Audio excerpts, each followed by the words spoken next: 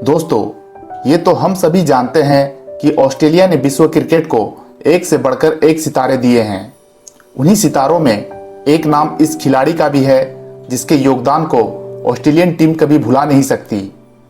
जहां Hayden, Gilchrist और Ponting जैसे विश्व स्तरीय बल्लेबाजों को आउट करने के बाद दूसरी टीमों को लगता था कि अब मैच उनकी पकड़ में आ चुका है, तब यह खिलाड़ी क्रीज पर आकर इस तरह जम जाता था जिसे आउट करने के लिए गेंदबाज तरस जाते थे और ये खिलाड़ी मैच को अपनी टीम के पक्ष में करके ही लौटता था। जी हाँ दोस्तों, हम बात कर रहे हैं ऑस्ट्रेलियन क्रिकेट टीम के भरोसेमंद बल्लेबाज डेमियन मार्टिन की, जिन्हें हम ऑस्ट्रेलियन क्रिकेट टीम की दीवार कहें तो कतई गलत नहीं होगा, जिन्होंने अपनी शानदार बल्लेबाजी से ऑस्ट्रेलिया को विश्व का नंबर 1 टीम बनाने में अपना अहम योगदान दिया है।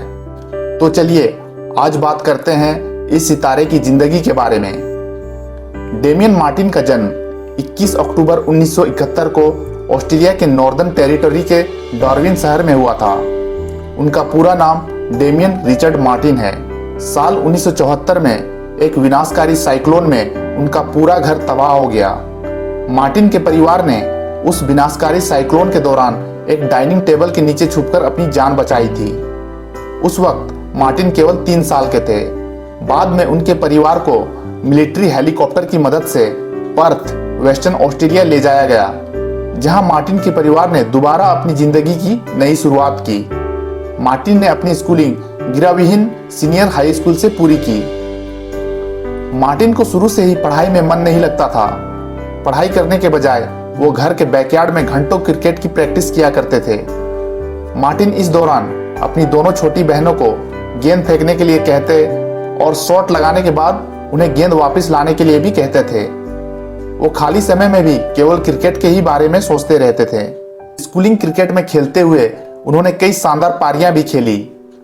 हाई स्कूल की पढ़ाई पूरी करने के कुछ समय बाद ही उनका सिलेक्शन ऑस्ट्रेलियन क्रिकेट एकेडमी में भी हो गया। ऑस्ट्रेलियन क्रिकेट एकेडमी से निकलने के बाद साल 1991 में उनका सिलेक्शन वेस्टर्न ऑस्ट्रेलिया के फर्स्ट क्लास क्रिकेट खेलने वाली टीम में हो गया। इसी सीजन में उन्होंने वेस्टर्न ऑस्ट्रेलिया के लिए खेलते हुए 51.37 की एवरेज से 822 रन बनाए।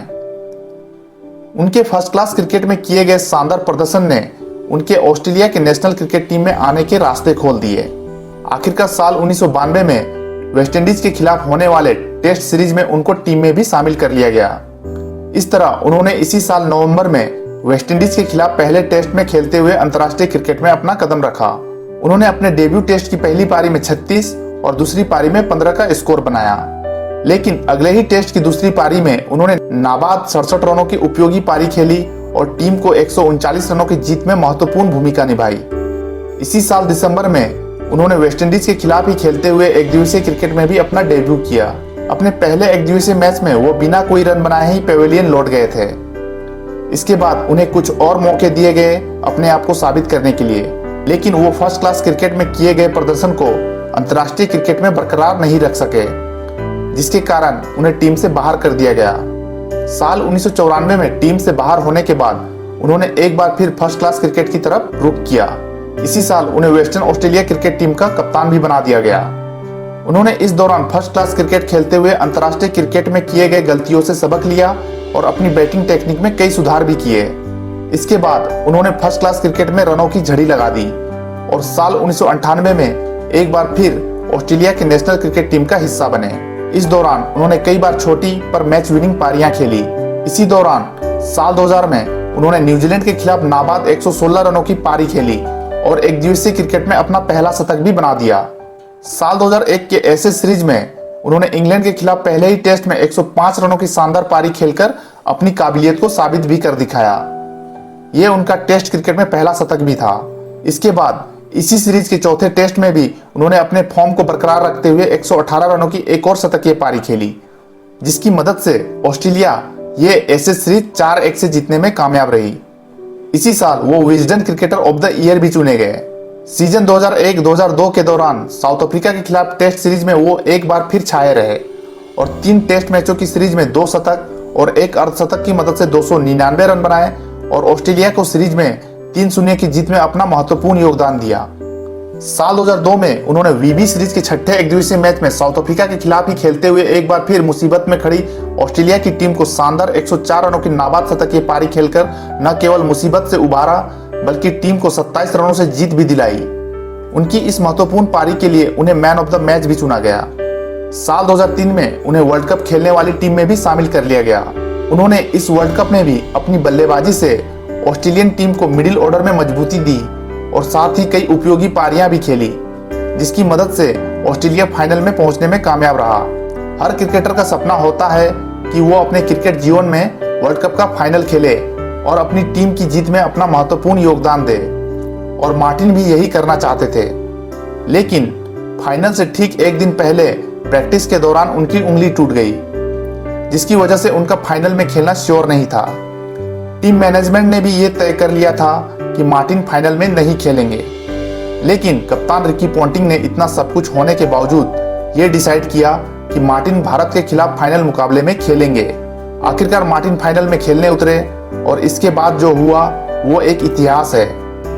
उन्होंने टूटी हुई उंगली के दर्द के बावजूद फाइनल में शानदार 88 रनों की नाबाद पारी खेली और कप्तान रिकी पॉन्टिंग के साथ 234 रनों की अटूट पार्टनरशिप के बदौलत भारत के सामने 359 रनों का मुश्किल टारगेट खड़ा कर दिया।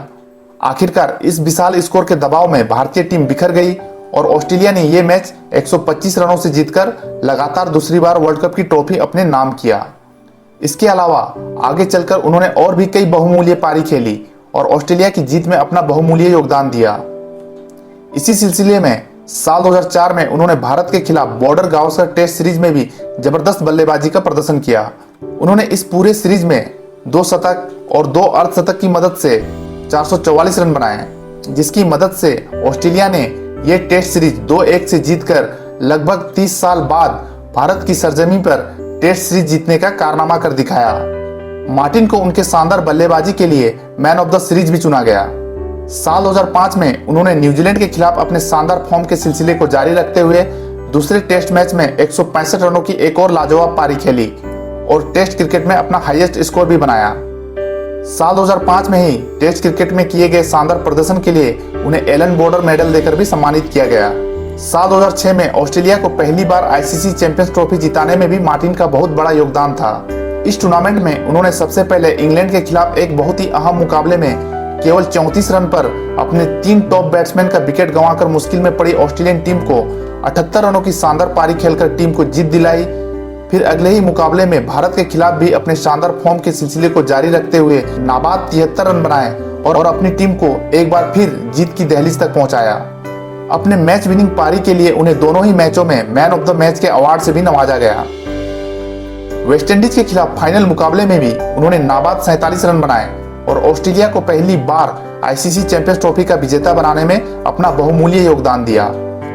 अपने मैच विनिंग इनिंग्स से ऑस्ट्रेलिया को कई शानदार यादें देने वाले इस लाजवाब खिलाड़ी ने आखिरकार साल 2006 के अंत में अंतर्राष्ट्रीय क्रिकेट के सभी प्रारूपों से संन्यास की घोषणा कर दी।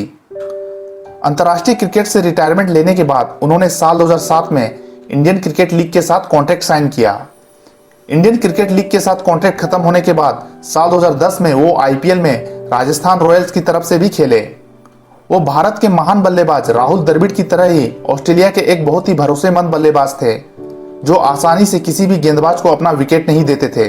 उनकी और एंड्रू सीमंड्स की मौजूदगी में ही ऑस्ट्रेलिया का मिडिल ऑर्डर सबसे मजबूत मिडिल ऑर्डर माना जाता था।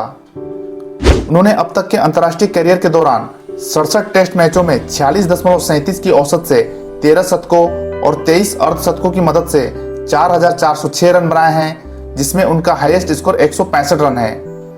वहीं 208 एकदिवसीय अंतर्राष्ट्रीय मैचों में 40.80 की औसत से 5 शतकों और 37 अर्धशतकों की मदद से 5,346 रन बनाए हैं, जिसमें उनका हाईएस्ट स्कोर नाबाद 144 रन है। उनकी पर्सनल लाइफ की बात करें तो उन्होंने साल 2006 में अपनी गर्लफ्रेंड रही अन्निका से विवाह किया, जिनसे उन्हें एक बेटा भी है जिसका नाम उन्होंने राइडर रखा है। लेकिन कुछ निजी कारणों की वजह से उन दोनों ने एक दूसरे से तलाक ले लिया। फिर मार्टिन की जिंदगी में लूसी पास्कल नाम की एक लड़की आई। कुछ समय तक एक दूसरे को डेट करने के बाद आखिरकार उन दोनों ने साल 2014 में एक दूसरे से शादी कर ली। फिलहाल वो अपने रिटायरमेंट को एंजॉय कर रहे हैं और साथ ही साथ कई स्पोर्ट्स चैनल के लिए कमेंट्री भी करते हैं। तो दोस्तों ये तो थी ऑस्ट्रेलियन टीम के मिस्टर डिपेंडेबल कहे जाने वाले डेमियन मार्टिन की शानदार सफर की एक छोटी सी दास्तान। ऐसे ही और भी इंटरेस्टिंग टॉपिक के साथ आपसे मिलता हूं अपने अगले वीडियो में। तब तक के लिए बाय।